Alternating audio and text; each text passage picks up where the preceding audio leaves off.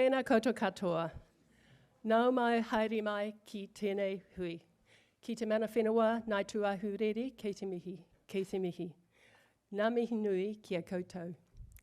So my name is Lynn McClelland. I'm the Assistant Chief Executive, Strategic Policy and Performance at the City Council. It's my great pleasure to welcome you here today, especially those from neighbouring councils, from our CCHL affiliates, and for our City Council staff. We've also got quite a number of people online, so I'd like to welcome them also. First up, we have some health and safety to share with you. This building has been designed to look after the art collection, so I am more than assured that it's also able to look after you too. You're in a very safe place. So if, in the unlikely event we have to evacuate, please remain calm, follow the instructions of your art gallery crew. If there's an earthquake, drop cover and hold. And if and when we had to evacuate, please be mindful of people around you who may need extra help to leave. The assembly point is the corner of Montreal and Gloucester Streets, and gallery staff will provide any further information that's required. Toilets are just to the left as you go outside this room, and just reminding you that this session is being recorded, and a link will be sent to all participants and others who couldn't be here before the end of the week. So you might be asking, why a hydrogen forum of all things? Christchurch City Council has set some pretty ambitious goals to be net zero greenhouse gas emissions by 2045 and to halve council emissions by 2030 from 2016-17 levels. As a community, this requires us to investigate new and innovative technologies. Hydrogen is claimed to be a key future fuel that will help us meet our climate goals by enabling us to decarbonise transport and industry applications that will be harder to electrify. However, there are engineering, safety and cost issues that have yet to be resolved. So this forum is designed as a general introduction and a spur to further discussion. We've been delighted at the level of interest, and just to let you know, the audience this afternoon ranges from pretty high-powered, very expert people through to people with low awareness but high curiosity. I'm probably in the latter group. So the risk is that this afternoon we will not meet anyone's needs at all. So if you walk out at the end of this with one new idea, one new contact, or one of your questions answered, then I think we might have done our job. In a moment, I'll ask the Mayor to extend a personal welcome, but I'd like to first of all introduce our three speakers so that we can then get on with our program. Our first speaker is Professor Jan Evans-Freeman, who was the Pro-Vice-Chancellor of Engineering at the University of Canterbury, one of the two largest engineering colleges in New Zealand, until 2021. She was then appointed to the new role of Pro-Vice-Chancellor of Sustainability at the University of Canterbury, the role she holds now. Jan has worked in universities for 30 years, 20 of them in electronic engineering departments. Her research interests are renewable energy, with a focus on more efficient light outputs from semiconductors and novel materials for electronics. She is a Distinguished Fellow of Engineering New Zealand, a Fellow of the Institute of Physics UK, and a Chartered Member of the Institute of Directors. Our second speaker is Claire Waghorn. Claire is the Sustainable Transition Leader at Christchurch Airport, working towards accelerating the transition towards decarbonised aviation. She's a barrister and solicitor of the High Court of New Zealand with a focus on international climate law. She holds a Master's in Science from the London School of Economics and an LLB and BA Honours from the University of Canterbury. Claire sits on the Airport Council International Task Force for Aviation Future Fuels and Airport Decarbonisation Best Practice. She's a director of Holland Consulting New Zealand, a board member of the New Zealand Centre for Global Studies, Canterbury Kaikoura Lotteries Board, and the International Airport Review Advisory Board. Our third speaker, Christopher Boyle, who will be joining us very shortly, is the co-founder and MD of Fabrum, a New Zealand-based innovative clean tech R&D manufacturing company specialising in cryogenic, HTS, which is high temperature shift, hydrogen, magnetic and composite technologies. Fabrum is a world leader in commingled hydrogen gas separation, hydrogen liquefaction, and zero-loss liquid storage systems for heavy transport, marine and aviation applications. He has co-founded and led several startup technology businesses in New Zealand, from clean tech through to agribusiness. He has also worked globally providing business leadership and development and technology solutions. So as you can see with those three speakers, we have a great lineup and a wealth of expertise here this afternoon. I now ask our Mayor to say a few words of welcome, and then we'll get on to the first presentation by Jan Evans-Freeman. Please welcome the Mayor of Christchurch, Phil Major.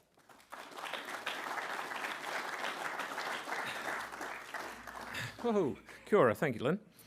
I'm so excited to be here this afternoon to hear more about the opportunities, and for you all to hear more about the opportunities for hydrogen energy. Can I especially acknowledge those from ECAN, Selwyn and Waimak, particularly Mayor Sam, Mayor Dan, I think Sam's here, I didn't quite see him, and Chair Peter. So good to see you. Can I also acknowledge Lynn and the team at the Council have organised this afternoon. They've done a great job pulling this together. As many of you know, I am a self-confessed hydrogen nut. I even drove here this morning in my hydrogen car, which is parked out the front, and just a little, I'll go off the planet here a little bit. When I got it, being the sort of different thinking person, when I got it sign written, I got the word Hindenburg written on the back of it. And it had to go up to Auckland for a recall for something, seatbelt. I had to go to Auckland for something. And the guy who sold it up there was not at all happy. So he took it off. So I might have to just put Hindi or something like that on it. But now I've been told I'm not allowed to go on too long because I could talk for the full hour and a half myself. But I do have a few quick things that I want to say. We must be looking to the future and the impacts of emissions on climate change. We must get our emissions down. I believe that hydrogen offers a real opportunity to do this. And while I do not think we will see too many cars like mine, using hydrogen for freight and air power offers a real step change in our emissions profile. Moreover, utilising hydrogen from hydropower, well, South Island has got all green energy. Methane power from landfills like Cape Valley, which I used to be on the board of and I really enjoyed it. It reduces the carbon footprint of this technology in New Zealand. We are well positioned here in Canterbury to lead this, and I really would like Canterbury to be at the cutting edge of this, at least the South Island anyway. With the Waitaki and Clutha schemes providing power, our region, firms like Fabrum innovating at the cutting edge, and facilities like the airport investing in this new technology. Thank you again for our speakers. I'm very excited to welcome you all here and look forward to hearing more this afternoon. The future of hydrogen offers great opportunities, and it's up to us to take advantage of it. With that, I'd welcome Jan to come and start us off. Thank you.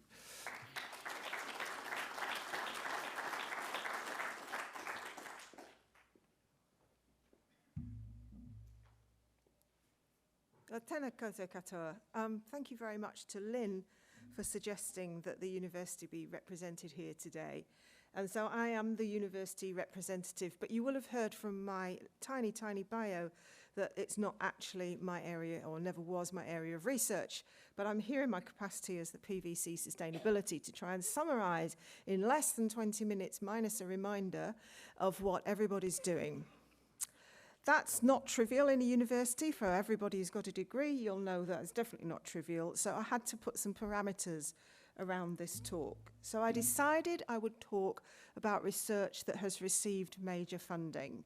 This is not to say that there are not other little wonderful ideas that will grow into really big ideas at the University of Canterbury, but I didn't feel I could include them all in the very strict time limit of 20 minutes that I keep getting reminded of.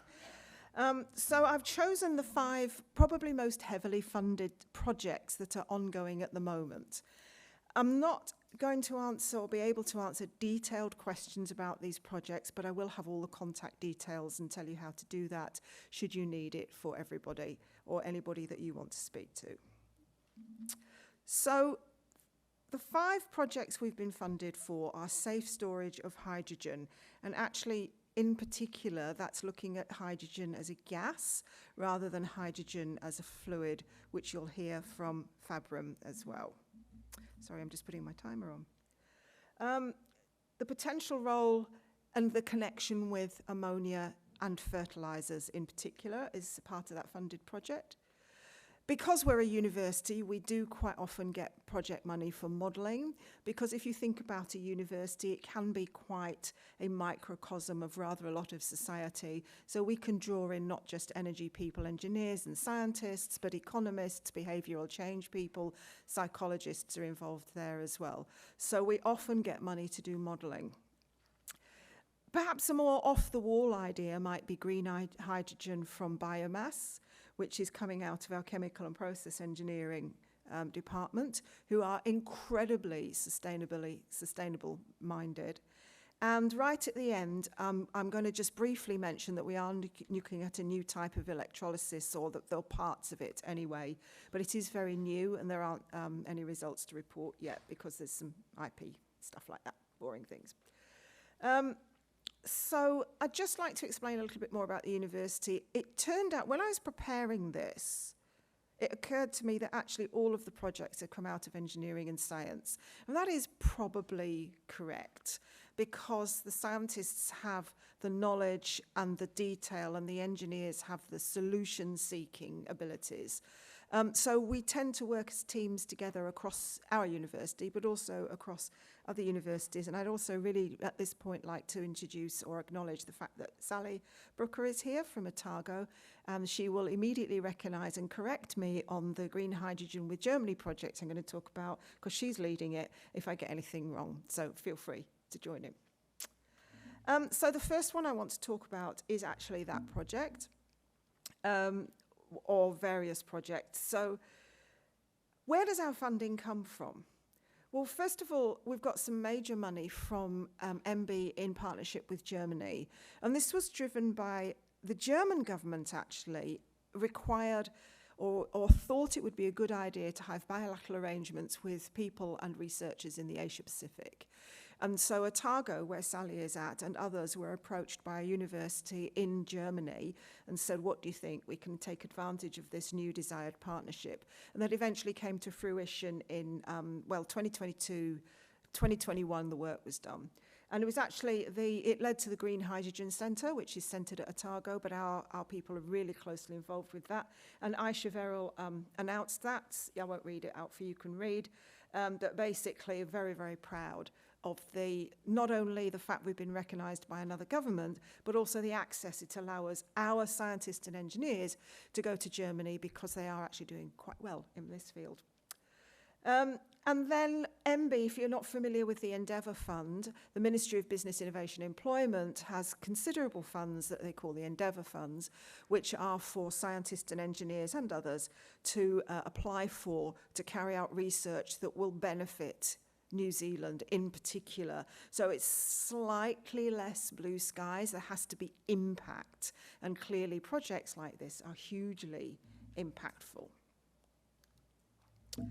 So I'm going to start talking about a project of safe storage, which was my first topic on my list of 5. Some researchers, including David Dempsey at the University of Canterbury, he's kindly given me this slide just to remind everybody that 70% of New Zealand's energy is non-renewable, so thermal peaking, i.e. Huntly, transport, i.e. oil, and process, heat. If we transitioned to a largely hydrogen economy, we would need 600,000 tonnes of hydrogen a year. You need storage for about 10% of that. And the guys at Canterbury have calculated that you need 5 million gas bottles, shown there, or 100 of those really, really, really big storage balloons. I didn't know what else to call it. Or could we use underground storage? Now, remember, this is a research project. They may decide in 3 or 4 years' time, we've done the research, we've been really thorough, we've investigated everything we could possibly investigate with the funding we've been given, and we might say no. But the question is, would we store it as a gas, not a liquid, underground? So here's the theory. They're looking at Taranaki. Taranaki's got depleted gas fields. Gas comes from underground. If we just do a little bit of geology for a moment, also not my field, it's stored in porous materials. And if you have something called a depleted gas field, in theory, there are still porous materials under the ground that you could re-inject something else into, which is why they've hit on Taranaki and also this amazingly beautiful photo.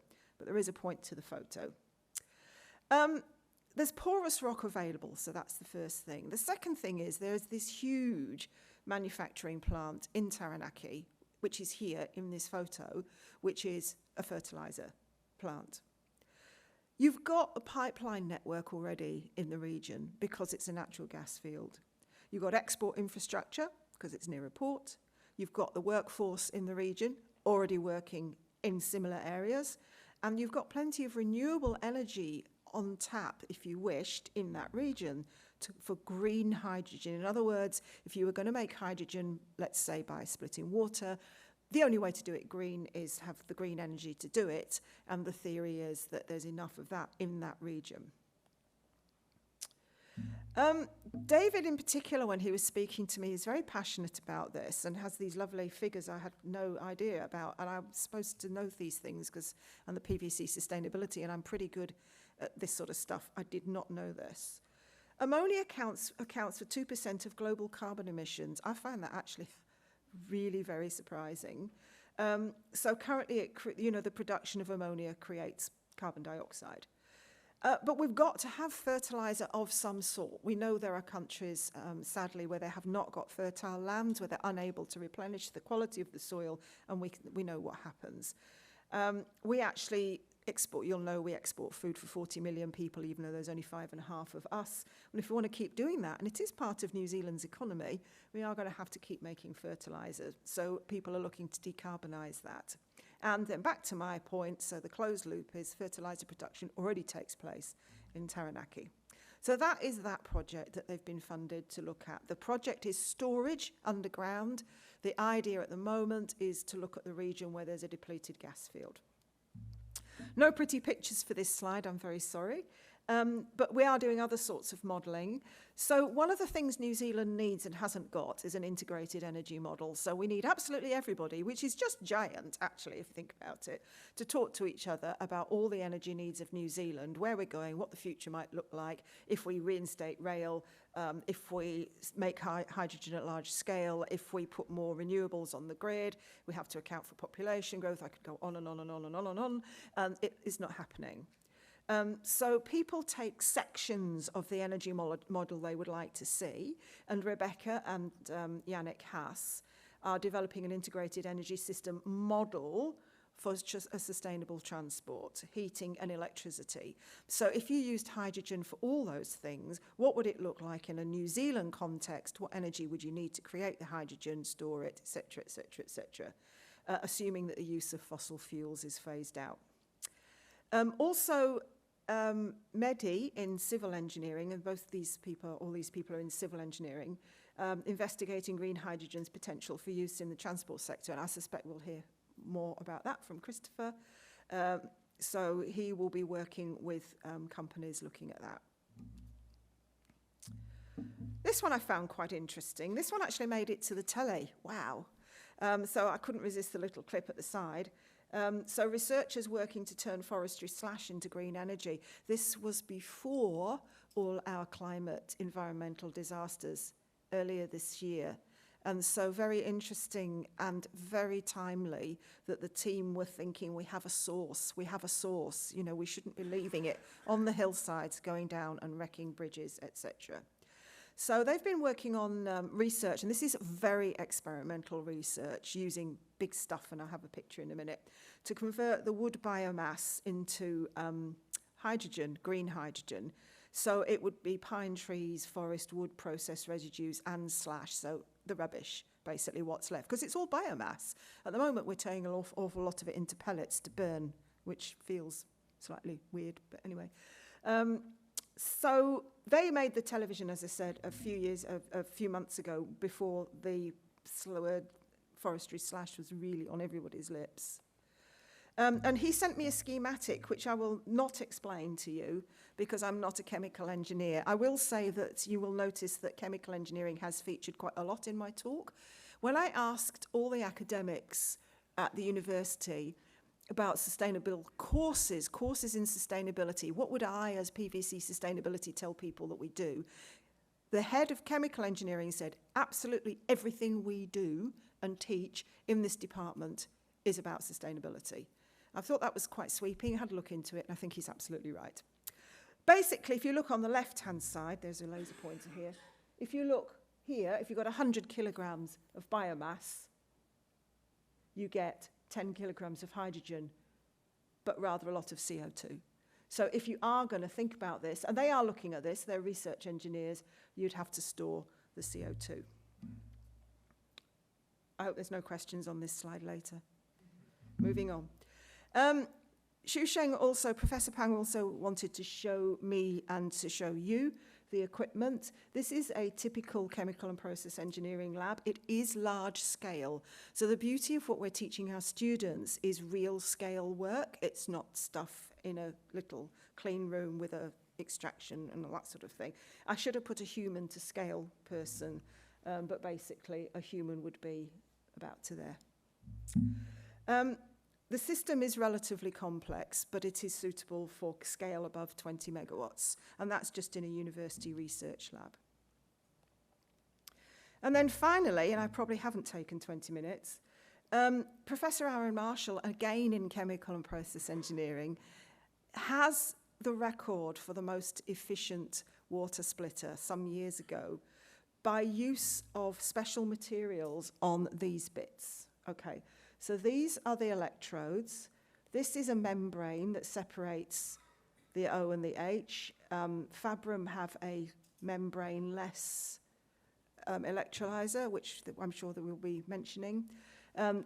Aaron concentrates, because I did ask him the difference, he concentrates on the electrodes, and it's about the coatings for the electrodes. So they've been funded to look at new electrodes. The point about this process is that you do need a lot of power. Okay, if you've got infinite renewable electricity, then that's okay. But one day we might want that for other things as well. So his proposal to government was a more cost-effective way of producing hydrogen, but actually the cost effectiveness is because for the same power input, you'll get more hydrogen out because of the chemistry of the electrodes. It's early days in this project. He's not got any results to share with us yet, but I did want to mention it because it has been invested in by the New Zealand government. Very proud to have been nowhere near 20 minutes. I will leave you with this and just a wee bit more about what's going on at the university. So my role was created and commenced in October 2021. The Pro Vice-Chancellor Sustainability, it's the most senior sustainability role in a university in New Zealand, and it was done to demonstrate the commitment of the university to its belief that we should be living as a community in the university more sustainably, we should be preparing our students better, we should be walking the walk, talking the talk, and doing the research, is what I've explained to you today. One of the first things I wanted to do was make it really accessible to everybody, what we were doing. So I haven't put a clickable link in, but if you go to the university website, which should say about somewhere there, it's under there and it's called the Sustainability Hub. And I've really insisted that all these links are really clear. So if you go on to study sustainability, there's a really long list of degrees and courses that are relevant to sustainability. And the research, a lot of it I've explained to you today. And here is probably the bit you'll be most interested in. We tag our news items with sustainability. And if you're interested in any of the latest research, funded research, and even other people's ideas, topics in the conversation, topics on the television, all you have to do is search hydrogen and it all comes up. So all these stories I've told you are also on the university news site. I've told you more detail. They're even higher level than I've just done. But I'll finish there as a very quick walk around the University of Canterbury's hydrogen research. Thank you very much.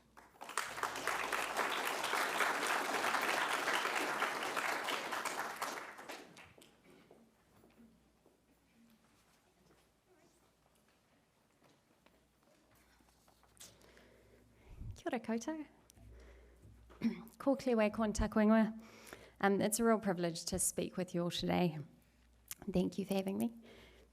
Aside from my professional background, and thank you, Lynn, for the introduction earlier, I also have 2 small children. And I think the reason I want to mention that is because I think in this work that we do, a lot of it is about intergenerational thinking. And they're actually a much more, I suppose, relevant area of expertise for me than law degree and some other things that I spent time on. I spend a lot of time thinking about what are we handing over and what will they think of what I've done. So today I'm going to talk to you through the airport's decarbonisation journey, the challenge for aviation, the solutions for aviation, the role of green hydrogen within that, the hydrogen consortium and partnerships that we've formed, and the airport's renewable energy precinct. But first I want to start our story back in 2006. And that's when the airport first started measuring our carbon emissions. And it was actually Rhys Boswell over there. I saw you sneak in. He was the general manager of planning and sustainability and thought, do you know what, there's something to be measured here. What you measure, you can affect. And actually, it was weird at the time. There were not other airports that were measuring carbon emissions, and a lot of questions as to why would you want to open that can of worms. But he did, and we began our emissions reduction journey. And it's almost 2 decades now of which the airport has been taking actions in order to reduce its own airport operational emissions. So we now sit at 94% reduced in our scope 1 and 2 emissions, which is huge. And according to the Greenhouse Gas Protocol, that puts us at net zero.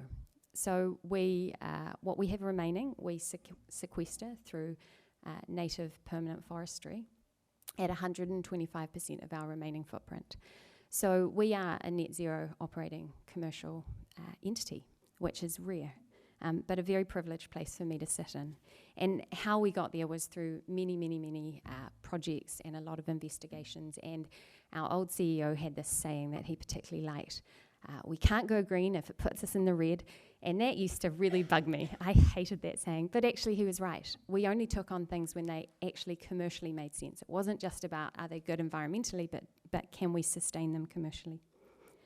So that's all really good. We've got a great airport in terms of airport operations, but actually we sit within a sector that's hugely problematic. Aviation, and that's the airline side, still has enormous emissions associated with it. So that's what we're trying to solve now.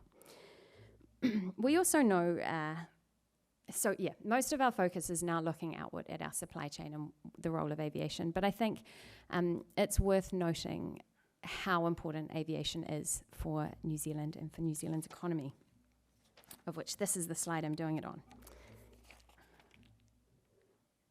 No, it's the next one. Here we go.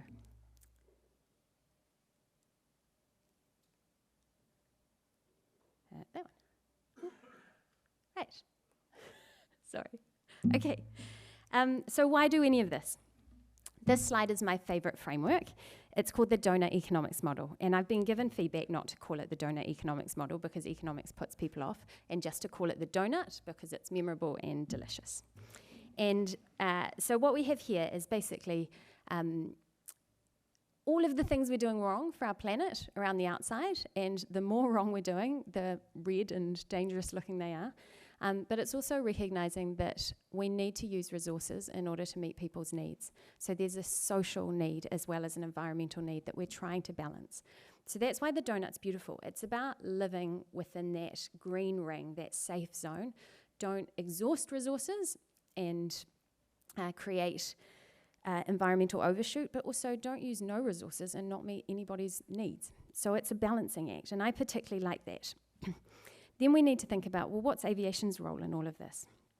Well, the challenge for aviation is it currently sits at between 2 and 4% of global emissions. And that might not sound like a lot. I mean, I was surprised by ammonia 2 in your talk, Jan, but 2 and 4% is the equivalent of Indonesia's emissions, and they're the 4th most populated country in the world. So actually it's considerable. And it's even more so when you think about New Zealand, small island nation at the bottom of the world. Domestically, New Zealand's domestic aviation emissions account for about 1.36% of New Zealand's footprint. Okay, well, that's bad, but it's not the worst, surely. But then when you include international flight emissions, it jumps right up to being 9%. So it's considerable and it's worth solving, and that's what we think. So I don't need to tell you about the climate crisis. I think we've probably all got there now. So why not just quit aviation? I suppose it's a pretty big problem, but it's more than just tourists. I think a lot of what we see in the news about aviation is just these troublesome tourists messing up our environment, but actually our entire economy is dependent upon aviation. We're a market-based, globally connected economy, and we need access to healthcare, medicines, rapid laboratory testing, vaccines. All of these things come from aviation. International students, connecting families, access to trading markets, and now carbon miles associated with our products overseas. So that's problematic already. The ability for future generations to have a functional, competitive economy, which is already, we kind of have this niche economy based on our clean green image. This is certainly going to be challenged by carbon miles associated. So we need to do something. Not to mention adaptation, which I guess is also on a lot of people's minds at the moment. Aviation is a hugely adaptive way of connecting, of connectivity.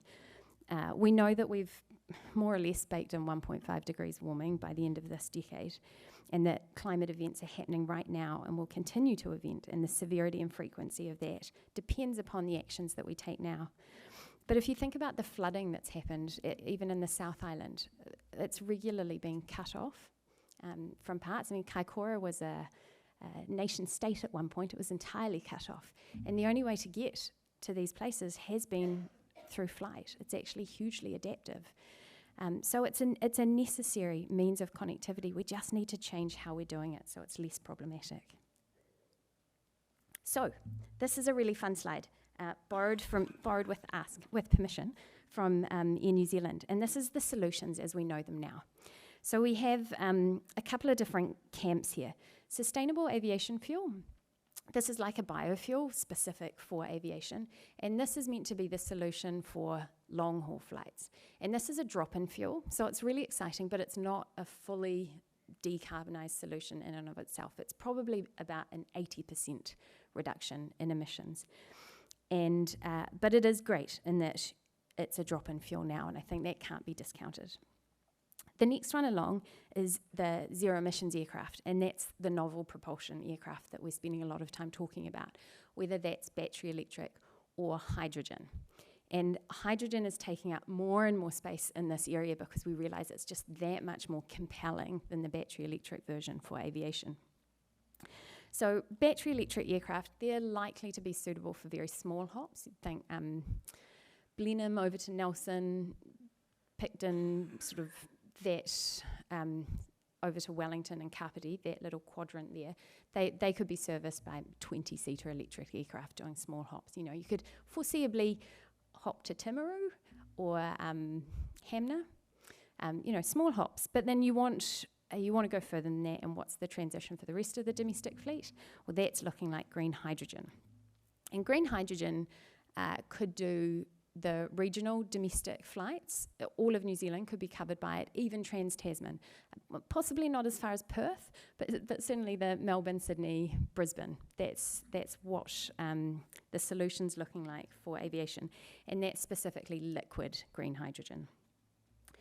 And then we've got fleet renewal, which is the equivalent of sort of fuel efficiency, operational efficiency, which is like more direct routes between airports. But these are just getting into the tiny little things we can do now with existing aircraft. And then the last one is carbon removals, which is just draw down what can we sequester out of the atmosphere. And that there is Air New Zealand's plan on how they get to net zero. So we're working with them really closely on that. If I'm to sort of draw in a little bit more on the core role of green hydrogen, it's expected to be used in liquid form. either as fuel cells, which produce electricity to power electric motors, or combustion engines, which burn hydrogen, or a hybrid system, which combines the fuel cells and electric motors and combustion engines. And then with sustainable aviation fuel, there's also an option for hydrogen there. So anyone that's sort of delved into biofuels or sustainable aviation fuel knows that there's a real challenge around land use implications. We don't want to get into a situation where it's do you grow crops for food or for fuel. That's a horrible situation to be in, and we know that we'll really quickly run out of land. So one of the alternatives, there's actually a few pretty cool ones. One is kelp, and seaweed being a real viable feedstock. Another one is synthetic sustainable aviation fuel derived from green hydrogen mixed with carbon capture. So that's a solution for sustainable aviation fuel that doesn't have land use change implications that are problematic. So with all of this, we need partners, we need friends, and we've found many of them in the hydrogen space. So this is our hydrogen consortium, which involves Airbus, Air New Zealand, Hiringa, which are hydrogen refuelling folk, Fabrum, which you'll hear from shortly, Future Fortescue Industries, which are a big player in Australia that want to take on sort of, I think they're aiming for 15% of the global hydrogen market, and ourselves, but also Dr. Sally Brooker, she's in there as well.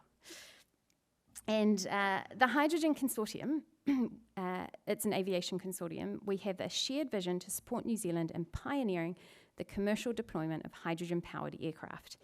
And so we've joined together to study and understand the challenges of hydrogen supply, infrastructure, and fueling to support development of a hydrogen aviation ecosystem and how to make that actually commercially viable. We also have friends in Germany, like Jan mentioned, the German-New Zealand Hydrogen Partnership through Otago University with Dr. Sally Brooker. We got put in touch with Hamburg Airport, and what's been amazing about that is they're like folk of the future. They've been doing hydrogen for 2 decades, and so when we come to them with worries about the Hindenburg and other things, they just, they tell us, just relax. We're already onto our 2nd refueling station on site. This is fine. It's just one of those things you manage. So they fill us with confidence. They also happen to be located next to the Herian Institute, which is a hydrogen research facility, which I think is why they've got so good at their hydrogen on site. We're also members of the we're participants in the New Zealand Hydrogen Council and do a lot of work with the MB Innovative Partnerships team. And there's also a new group, Sustainable Aviation Aotearoa, which came out of the government's last emissions reduction plan, and that is a cross-industry group with a work stream specifically looking at novel propulsion aircraft and hydrogen as part of that.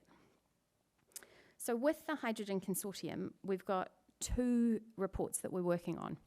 And one is probably due to be completed in the next 2 or 3 months. And it is about the demand and requirements of hydrogen for aviation in New Zealand. And the second is about infrastructure specifically required at Christchurch Airport. What are the exclusion zones? How much space would it take up? What are the energy and water requirements, and so on.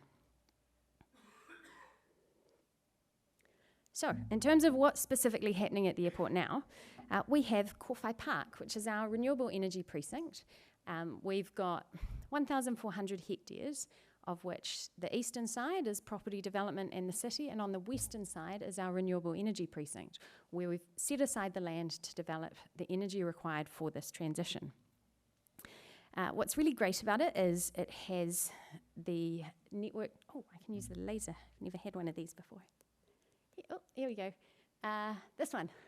We have the Transpower network running straight across the airport. So it's the easiest connection into the national grid. We've got Orion distribution all around our campus, so again, easy to feed into. So where most people don't like having pylons, we love them. They're really handy. And we've got all this space where we don't necessarily want neighbours because airports create noise issues. So again, solar panels make a lot of sense. And wind turbines wouldn't because they'd get in the way. So we've got the start of this renewable energy precinct is all about on-site solar generation. of which we have partnered up a joint venture with Lightsource BP and Contact Energy to build phase 1 of our renewable energy precinct, which is between 150 and 180 megawatts of solar. And to give you a sense of scale, the largest solar farm in New Zealand when we proposed this was 5 megawatts. So there wasn't anybody locally that had the experience to build the size of what we were after. But this is necessary for the transition that we need to make, because I'll get to it on the next slide, but the sense of scale of energy is massive, so the response needs to be considerable.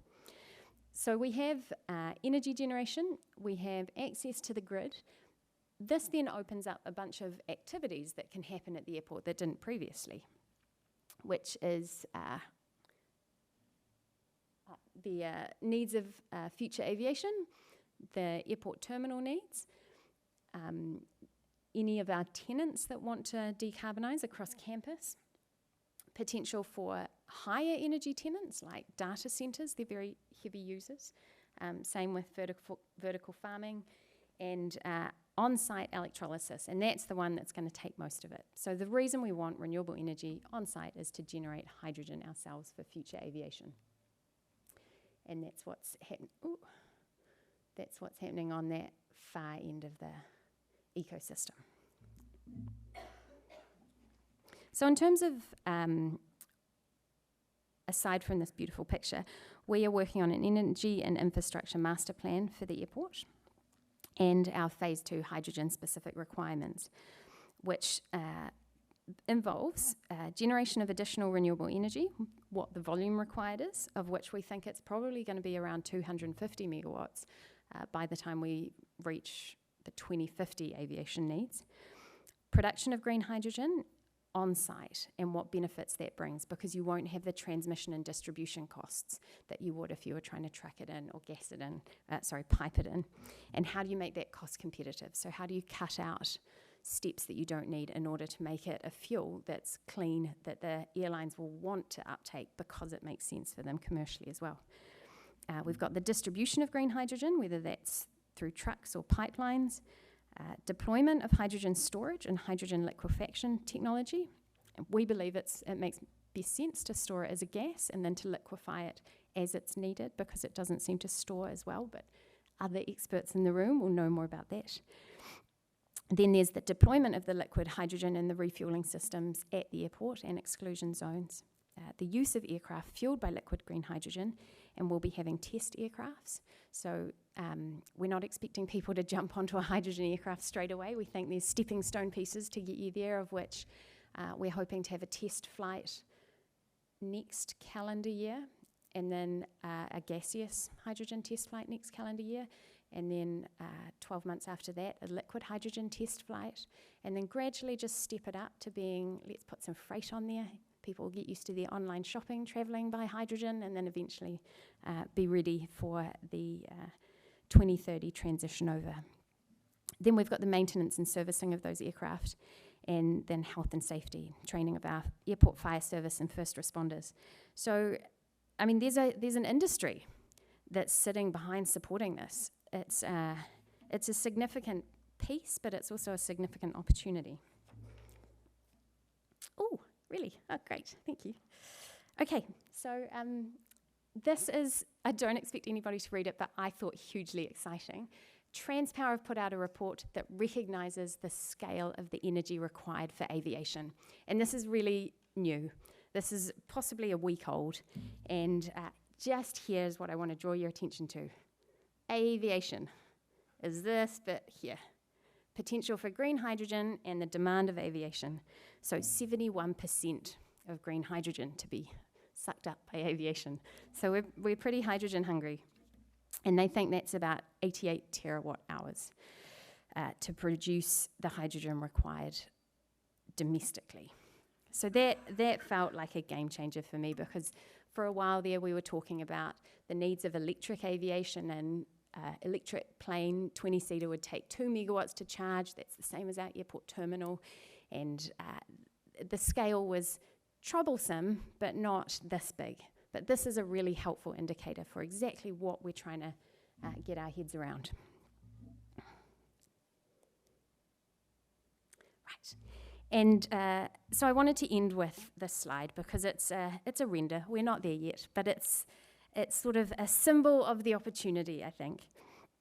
The key issues as I see them, if I'm going to summarise sort of briefly, new regulations are required to enable safe, efficient and effective use of green hydrogen in aviation, and these need to be addressed promptly by government in partnership with the sector. There's a commercialisation gap, and this is going to be a real challenge in terms of the sector's ability to introduce green hydrogen infrastructure at the time and scale required and to produce the green hydrogen at a price that is acceptable to consumers. So that's a real challenge. This can be reduced by government adopting appropriate policies and utilising its capacity to provide targeted support and partnership. And we've seen some really great examples in other countries, particularly Germany being really forward in that space. I don't think the requirements for renewable energy can be downplayed at all in this. It seems to be the biggest factor.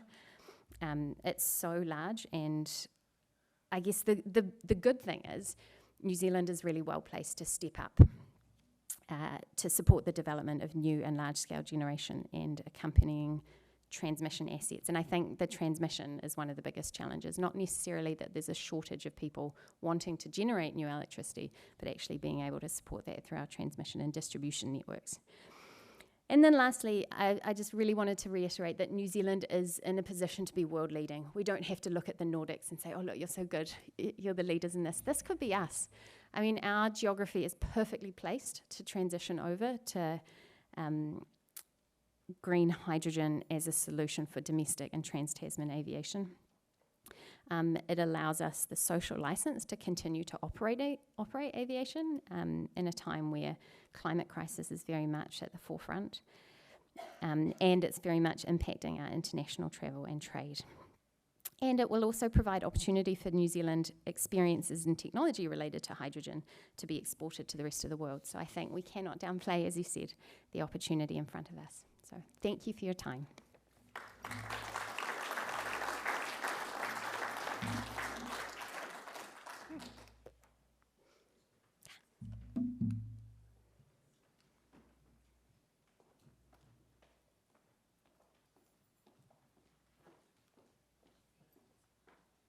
Where that magic happened. Got there automatically. Kia ora, my name is Christopher Boyle, Fabrum, which is a company based here in Christchurch. First up, let's get the formalities sorted. My apologies for a late arrival. My CEO, Ogis, and I have been in just about every country in the last few weeks, and I'm sure I saved this meeting when in Australia, so it told me it was 4:30 this afternoon. Validated only by the fact that when I challenged Ogis on it, he said, no, it's 4:30, so sorry, Ogis, I put you Australian. Thank you. Speeding fines coming. Thank you, Mia, for getting me here on time. Look, the opportunity to follow both Jan and Claire is not lost on me. They are both pioneers in activity within Christchurch and Canterbury on this work. So let's just add to it. R&D is a big piece of what Fabrum does. 34% of our annual revenue is reinvested in R&D. We like to think that we live on that edge of actioning that R&D because it normally goes into practice within moments of creating it. Now, you haven't given me instructions on this, so I'm just going to hit the green button. Love it. Fabrum, derived from the Latin word engineered with style, or of great craftsmanship. Nothing more to say to that other than what we do is pretty damn amazing. Now, 18 years on, I just wanted to give you a sense of the background to understand why we feel we sit in a space of clarity around where the future is. We started off doing superconducting systems. I'm an electrical engineer, power systems, generation. I love electricity. It is the cleanest form of energy. And my business partner, Hugh Reynolds, and I started off saying, how do we support the use of a cleaner fuel for the future? We did that through developing superconducting electric aircrafts for Airbus 7 odd years ago. We were behind the first battery electric flight globally. This one was in Seattle. Great thing from that, you can do good things with electric motors, but if you put a battery behind it, your distance is short-lived. There's a pun in that. But as we played with the superconductors, one of the things became quite clear, and that was the need for cryogenic cooling. If you look at everything that's coming at us around this world, you'll see quantum computing, 4 Kelvin, hydrogen, minus 253 or 20 Kelvin. Everything that's going to support a future of significance for us as humanity is going to require cold. It just so happens that a basis of our business is based on that. And this was developed in partnership with Callaghan Innovation. So again, great R&D activity within New Zealand, and also the University of Canterbury was involved in that project as well. So the cryocooler came of age. Since then, we've played with a bunch of different things. Very quickly, we still work in superconducting systems. We have what we call our traditional cryogenics. As soon as we developed the cryogenics, the world started saying, actually, if we want to increase our food produce, our milk quality and our breeding quality, can you help us with artificial insemination in third world countries?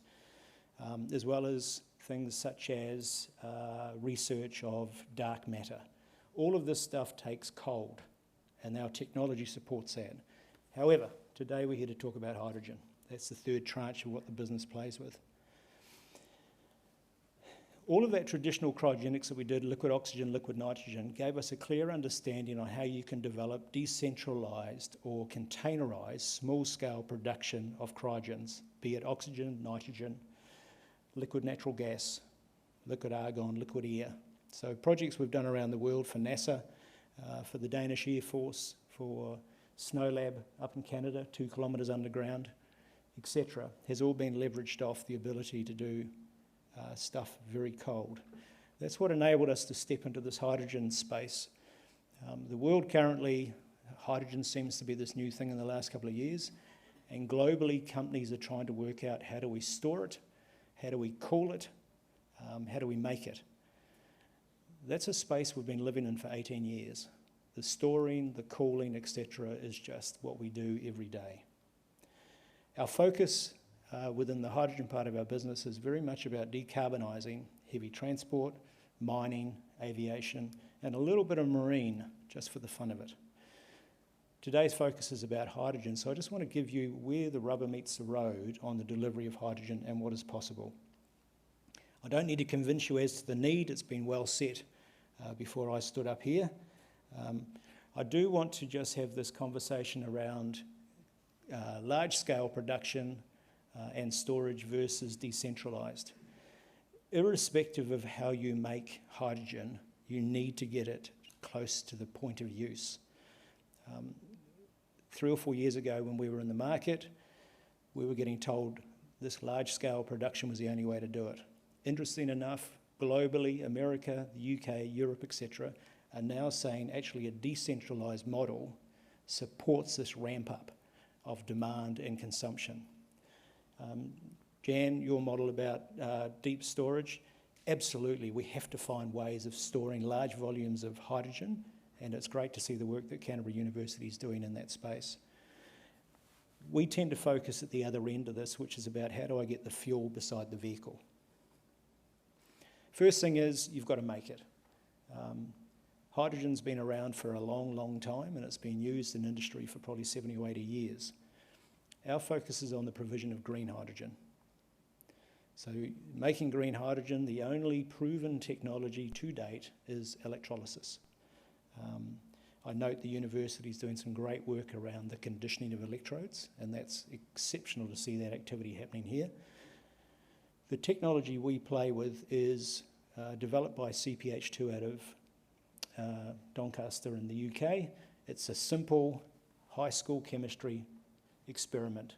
It's a large beaker with water in it, throw some power in, no membranes, no rare earth materials, just good old basic 100% recyclable stainless steel, and you get off a commingled gas of hydrogen and oxygen. We then use our cryogenics to separate that by taking it to minus 220 degrees. Oxygen falls out as a liquid, hydrogen comes out as a pure gas. Very simple. Technology that was developed 10 years ago, not possible without an industrialised cryocooler, which is what we specialise in. First one's in country now, I'm not allowed to tell you that. It will be heading to Gore, to a fuel station down there that we're developing, but it's very exciting technology. And the key thing here is, my goal here today is to tell you what's possible now. This is possible now. So what does that look like in terms of decarbonising heavy transport and industry? Globally, the world is moving very quickly in this space. We seem to still be caught up in this conversation in New Zealand about, is it possible? It is possible. 2 years ago, we started having a conversation in Christchurch saying, if we don't do something now, we will miss the boat. The Yanks, as they do well with anything, they would put a Reform Act in place, and it suddenly shifts the whole world's attention to delivering systems to them because the government's funding for half of everything. So within the last 3 months, America's rapidly becoming one of the main consumers of hydrogen and hydrogen technology. Closer to home, our work with HWR, or Richardson's group out of Invercargill, we're doing conversion of trucks to dual fuel. This is a transitionary piece of technology. Burning hydrogen with a diesel motor, you can get up to displacements of 40 to 60%. It's available right now. First truck is on the road. We're also doing it in the mining industry. And again, what it requires is we can build, as we are in Gore, an electrolyser on site that does hydrogen, oxygen, and process heat. We can press it, store it, dispense it. First one will be up and running later this year. The first truck in New Zealand is already on the road. It's a Euro 6 DAF. It's running gaseous hydrogen on it. The kit was built here in Christchurch. It's using some prototype technology out of the UK, and it's just injected into the existing motor. We sat here with Richardson's. They were talking 200 of these converted a year, which we thought that's audacious, that's really large. And then Australia turned up and said, we're going to do 100,000 this year. And then America turned up and said, actually, we're going to do 1 million.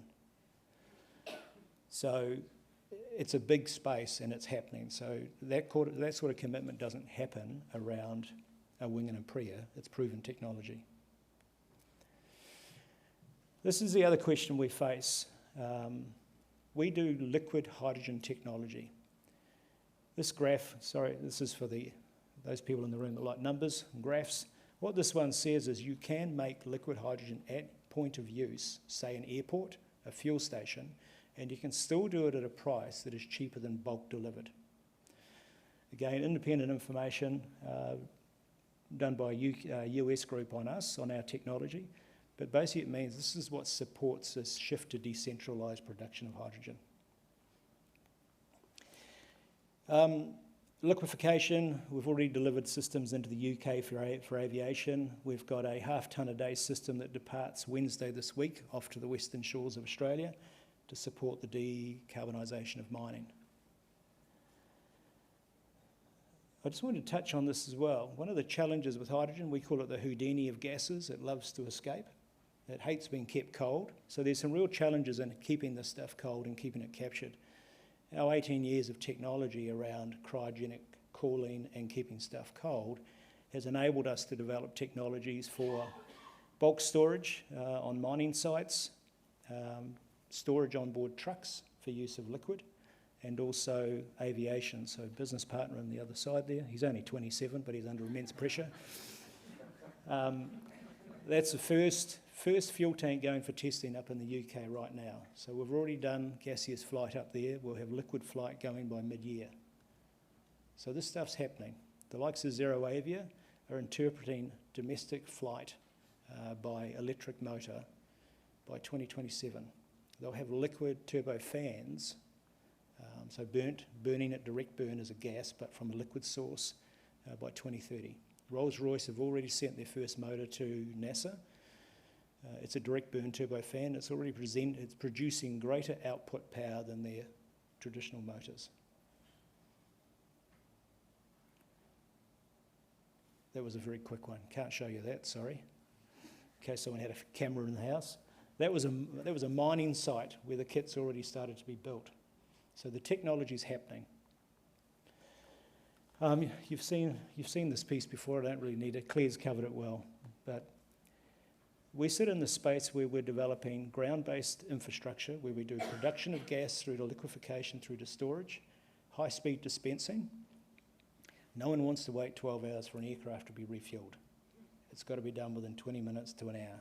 It's got to meet current use of fuels. We do that, we do the onboard, and we do the energy management on board aircraft as well, superconducting bus bars on board through to final use. Just picking up on Claire's comments too, so there are two ways of using hydrogen on an aircraft. One is fuel cell to electric motors, so basically it's a reverse of electrolysis. Mix it with air, makes electricity and water, goes to power an electric motor. The other one is where you take the gas and you burn it as a fuel. The basis of all of that is the best way to store it is in a liquid format. I'll throw a tag out here for hydrogen. The great thing with hydrogen is you take water, or we do, and we use green energy to break it. We make pure oxygen, process heat, and pure hydrogen. We take the hydrogen, we blend it back with air, and make energy in water. It's that simple. And then, as I said, right at the front end, for a bit of fun, we play in the marine space as well. We were thrown a challenge by, this is a storytelling piece, okay, no more technical information provided. Grant Dalton called up and said, look, we're trying to, for the next America's Cup, we're trying to come up with a solution on how we can force or show that marine can tidy its act up. It's a significant contributor of emissions.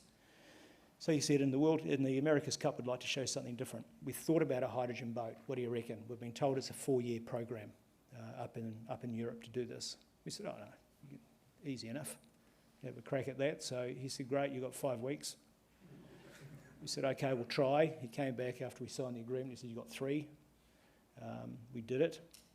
And 7 months later on the water, once they'd built the boat, you've got this fully propelled hydrogen-only solution. 30 kilograms of gaseous hydrogen, 160 nautical miles, 50 knot speed.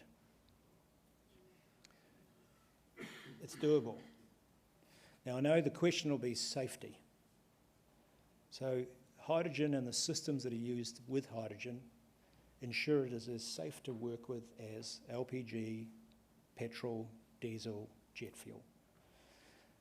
The next picture you'll see next year will be an 8-metre chase boat, a traditional rib that's propelled by hydrogen, and it'll be in the Sail GP as a chase boat. So key thing here is technology is available, it's happening now. The challenge for us is how quickly do we grasp it? Because as Fortescue says, you know, the time is now, not later. Done.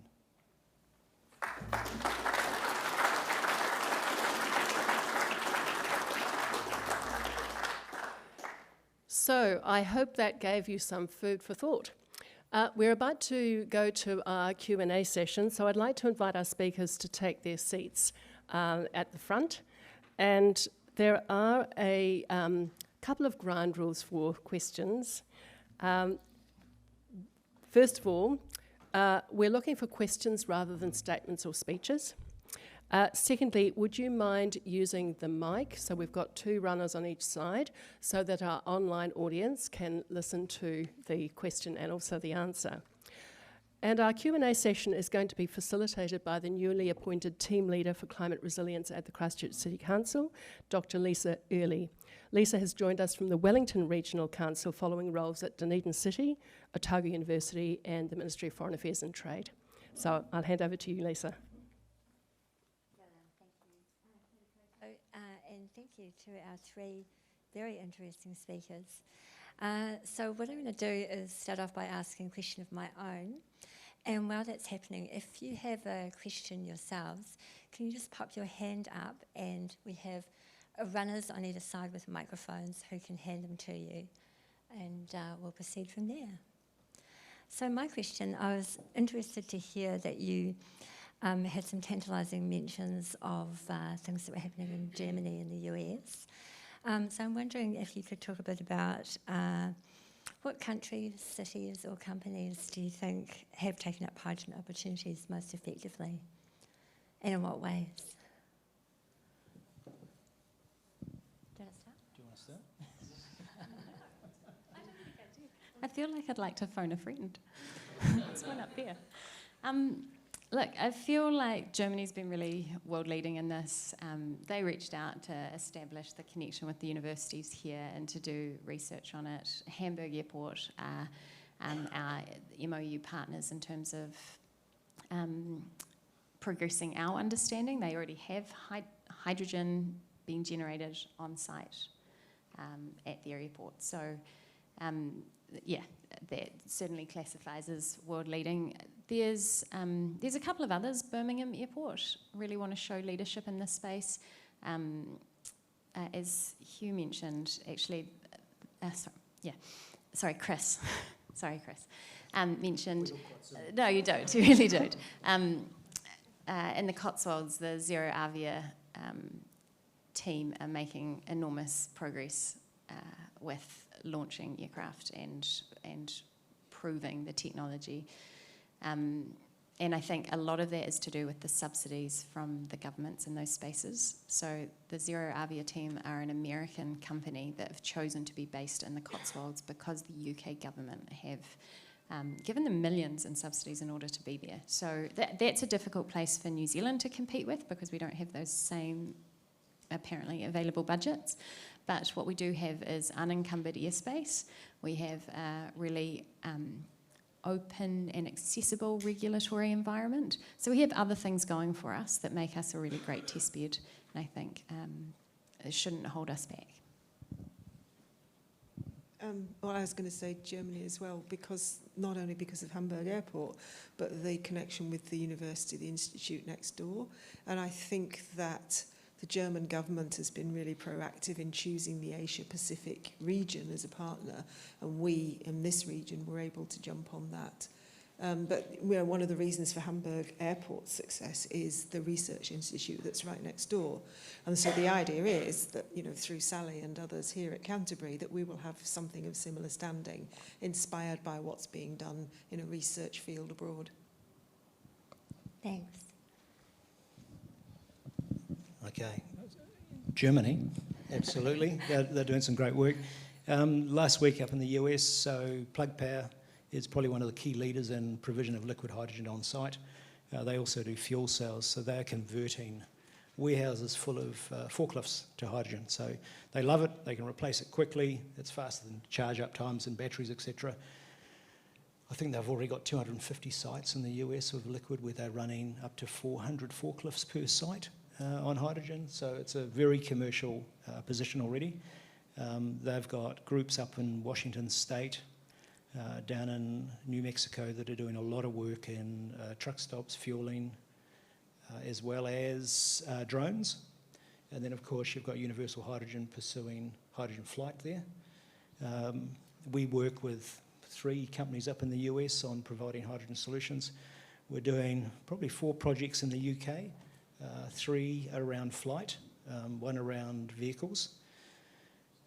Europe is, they've moved on, so the likes of Daimler and that are doing liquid hydrogen solutions already on trucks, which should be presented for commercial supply by 2025. So it's not a novel thing offshore, it's just what they're doing. Yeah. Thank you. I'm tempted to ask more questions, but I saw a lot of hands up. You didn't want comments, but can I, as the German-New Zealand thing, just make a couple of comments. One would be that currently hydrogen is made, like 97% of it is made from fossil fuels with carbon emissions. That's why making nitrogen fertiliser, for example, is an emissive carbon emissions process currently. So most hydrogen is used for production of chemicals, actually.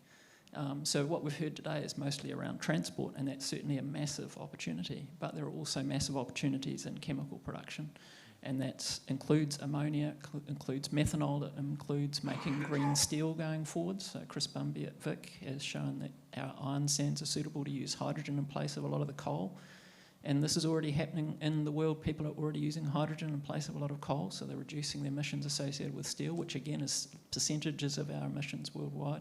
So it's important also as a chemical. And finally, a comment on Germany in general. One of the other things that the German government has done is put nearly €1 billion into a fund called H2 Global, which is enabling 10-year contracts for the production of green hydrogen, so green hydrogen coming from water by electrolysis, as opposed to this nasty brown stuff, which actually is a colourless gas, but brown or grey, which is fossil fuels based, so there's emissions associated with its production. They've put all this money on the table to make these 10-year contracts to help the chicken and egg problem, that it's expensive to set these electrolysers up, and until somebody's going to use that green hydrogen, you don't have the demand. So they're trying to solve this demand cycle through investing this money, which they're prepared to lose. So they give certainty for 10 years, and they're only buying from countries outside the EU, and then they on-sell within the EU. And of course, Germany's economy is based on a chemical industry, so they care. They're going to be energy importers. They really need to have this.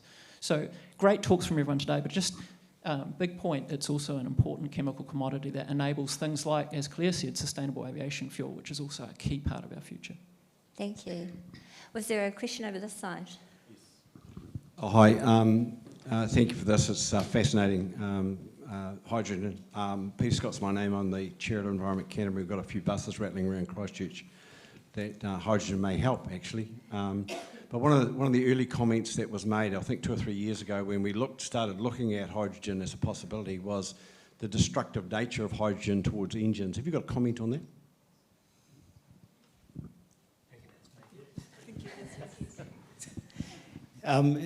It's not. It's a misinformation. So Cummins have already released a hydrogen direct burn only motor. They're not expecting any greater service intervals in current diesels, etc. The dual fuel hydrogen into existing diesel blended, no expectations of any difference. In fact, the likes of MAN and Volvo have authorised it now as a warranty continuous solution, so it doesn't void warranties, which is an interesting outcome. The hydrogen burns hotter, so it's just about controlling pressures and detonation. So you can't do it with compression, you've got to do it with ignition. Yeah. But great option for buses. Happy to help. Thank you. Dan Gordon, Mayor of Waimakariri. Can I firstly acknowledge Mayor Phil for his passion and enthusiasm in this space, because all of us, haven't we, Peter, have had Phil's passion, or shall we call him Hindi.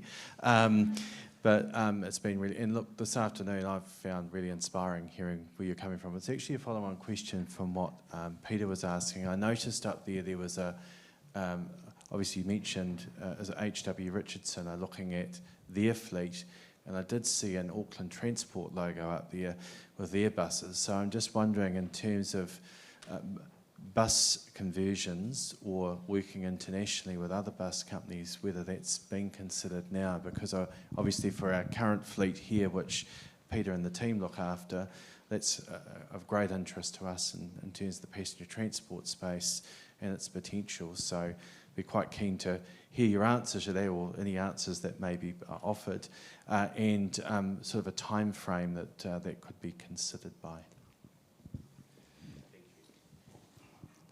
Is that me? Okay. Can probably have 10 ready for you by next week. Excellent. Yeah. So here's one of the challenges, if I'm allowed to talk to this. This concept of expecting better or different for less, we're fooling ourselves. There's an economic hurdle we've got to come over. So hydrogen buses currently will cost you more than a diesel, and they will cost you more than an EV. They will be better for our planet, and they can be made locally. So the full technology of the hydrogen cycle can all be made in Canterbury. We've got Global Bus Ventures here doing the buses, etc.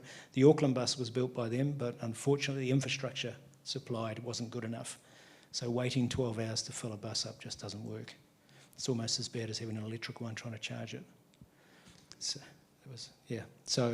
the trucks, the buses, etc., are available now, but it does take a commitment. And one of the challenges we have in this hydrogen space is people look at hydrogen, the cost of it, compared to diesel. When you do hydrogen production, you get oxygen, process heat, and hydrogen. You've got this ability to use all three streams of energy, gases, etc., for revenue. So done correctly, when you offset the process heat as a sale, the oxygen is a sale, your hydrogen becomes very, very, very cheap, to the point where it's cost comparable, if not cheaper, than diesel currently. So is anyone else converted internationally, do you know, at this point? Hydrogen buses? Yeah, absolutely. So it's significant business up in China. They're doing hydrogen buses. Through Europe, they do hydrogen buses.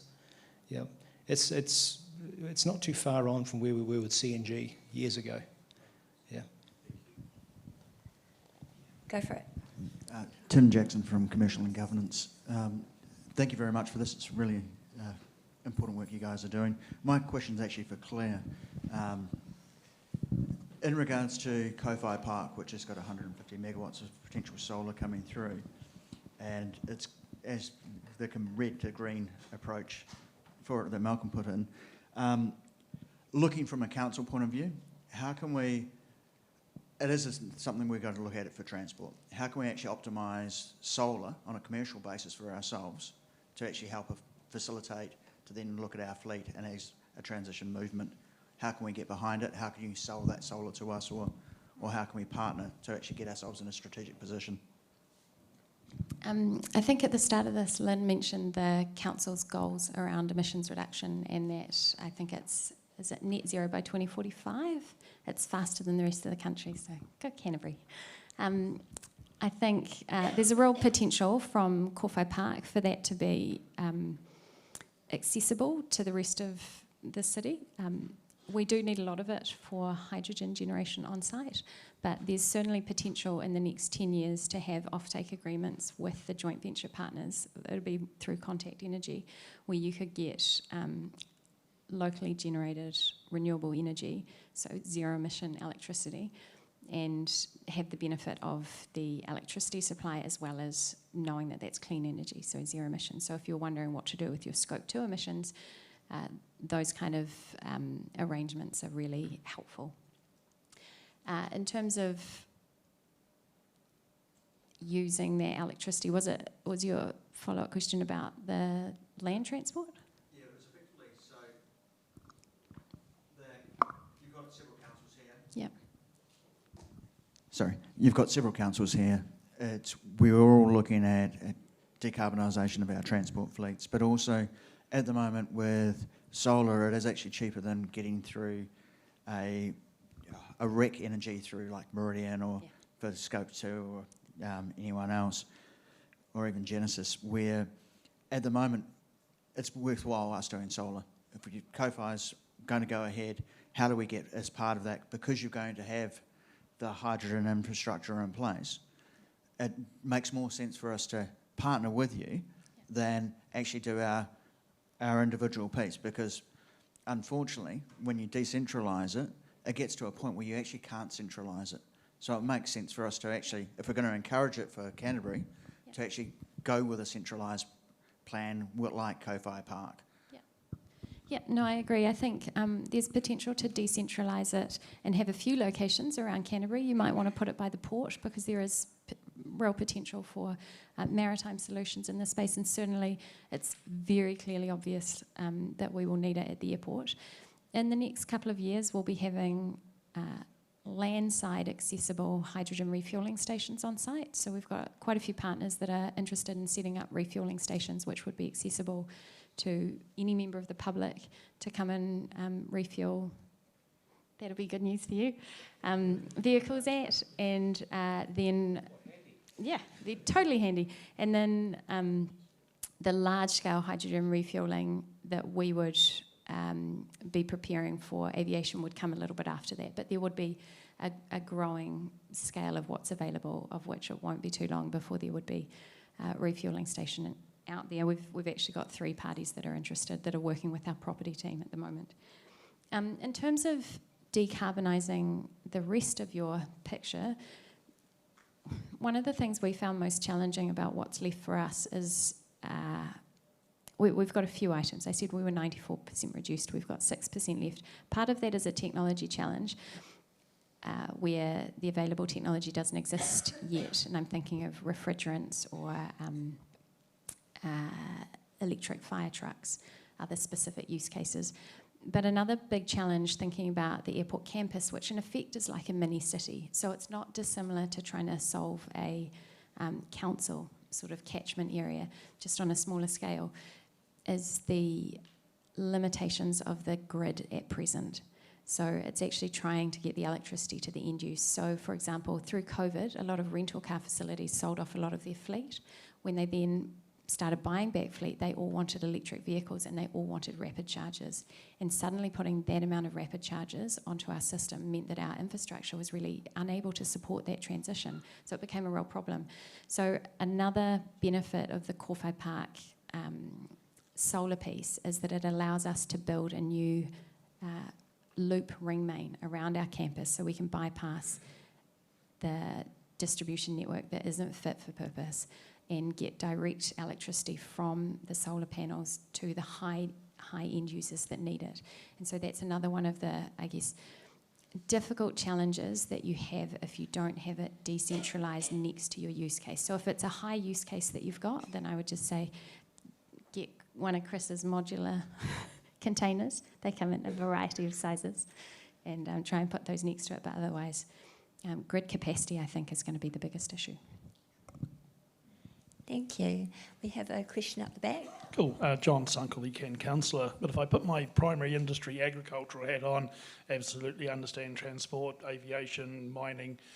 What thoughts are any for agriculture itself? We have the challenge of our biogenic gases, but the other part of our equation is the fossil fuel. So any thoughts around agriculture of production, transport, utilisation for tractors and what we do on the land? Already doing tractors, so you can do a conversion, exactly the same conversion where you can displace up to 60% of the diesel use by gas injection. The challenge with fuel cells, they don't like vibrations and dust yet, so a direct application into off-road is a current challenge, but 24 months it'll be sorted. The key thing is, if you take one of our freight trucks off the road, and for 1 year that is off the road, it's equivalent to a dairy farm of 450 cows. So there's a lot to be said. Well, again, and I'm definitely not paid by them, but you know, H.W. Richardson's are setting up a CO2 fund where you get your cows picked up by one of their trucks, and you can take the abatement certificate for the CO2 not emitted in doing that. So it's that sort of clever thinking which I think is needed in agriculture to help our farmers combat some of the challenges being faced by them. But there's solutions for machinery, absolutely. Thank you. Mr. Mayor. Hi. Chris, just I know you've talked to me about it, but the others haven't heard it, as far as using your electrolyzers, energizers again with wastewater treatment plants for making oxygen, because they love oxygen out there.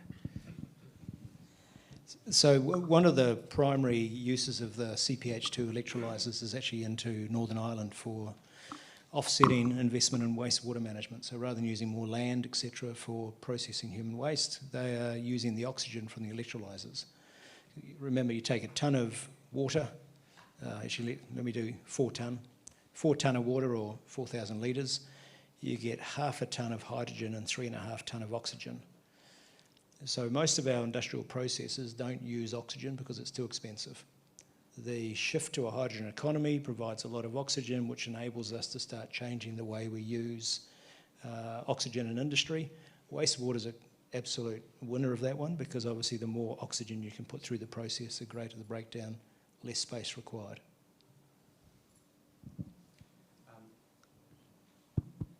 You mentioned earlier around, if I can correct, around vehicle conversions, and you're working with Richardson's. So how easy is it to convert an existing motor to hydrogen? You were talking about Cummins, MAN, Volvo, for example, and for instance, existing bus fleet, for example, how easy would that be to convert? Is there a certain standard? A motor's got to be a certain age for it to be able to cope with that level of conversion. Just interested in your comments in that space.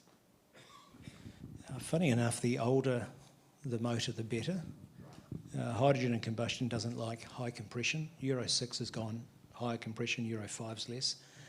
You can convert old buses, etc., but again, there's a conversion cost, and you've got to look at what's the life of my fleet.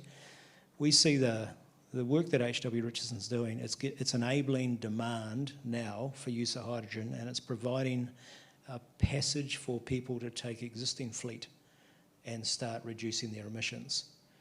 So it's a short term. It's only 20 to 30 years. Whereas, ultimately within 20 to 30 years, you'll have motors, Cummins, etc., that are run-of-the-mill. So Toyota's already doing it with cars. I've got a Corolla that's running on hydrogen through an existing internal combustion engine. So it is the future of where it's going. Existing buses, existing trucks, absolutely. The question with buses that I would say is the ability to make hydrogen fuel cell buses here in Canterbury would make more sense as you start swapping out fleets. And we have time for one more question. Go for it. Yeah, sorry.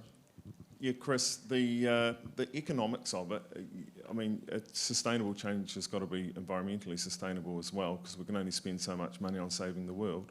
So what are the economics of hydrogen if New Zealand switched to hydrogen? So in 10 years' time we're 95% hydrogen. What does that look like economically? And also, do we have enough power to do that as green hydrogen? Go. Can I just, I'm going to give it to you because you are definitely, yeah, I'm just going to say up front, I'm an energy and electricity engineer. There's no limitation to the provision of electricity. Okay, but one of the greatest things we've got to overcome is human behaviour. That's one of our tripping points. And I don't think at any stage we can argue about, is this decarbonisation something we should or shouldn't do? We definitely have to do it. I'll leave. Have I set it up for you now? Yeah, that's perfect. So one of the things I mentioned was the work that's being done at Canterbury on modelling, particularly by Rebecca Peer and Yannick Haas, about a more integrated energy system that includes transport but also heating and other considerations. And to the point about behaviour change, it's finished now, but we had a really big project at University of Canterbury called Green Grid, which ran for about 5 years, which was modelling, again, back to this whole energy, but that was an electricity modelling for the whole of New Zealand project. And they had sociologists in that project because of the issue of behaviour change, really thinking about how people would take the ideas on board as well. Behaviour change is a whole topic on its own. I'm currently thinking about behaviour change to do with air travel, and it's incredibly complex. I've delved into the literature. It's not trivial, and it often doesn't affect change on its own. You have to have some level of implementation as well, sadly, but it seems to be human nature. And on that wise note, we've got another Can I add just response? Cool. I think with hydrogen, it's really got to be a best use case scenario. So it's not the solution for everything. So I really don't think we want a situation where New Zealand is looking at 90% hydrogen use. We just want to use it in the situations where it makes the most sense, because we need to be energy efficient. So in some cases, it's going to be electricity is more energy efficient and a better solution than hydrogen will be. I think this whole transition is going to require all the tools that we have available to us. So sometimes electricity, sometimes green hydrogen only. There's no excuse for us to do any other form of hydrogen in New Zealand. Sometimes rapid, sometimes active transport solutions, sometimes behavioural, but certainly not always hydrogen. That's a poor way to end a hydrogen summit, sorry. So we've just got to 4:30, so we're going to have to wrap. I'd like to invite you to join with me in thanking our speakers and facilitator. I think they've done a great job this afternoon.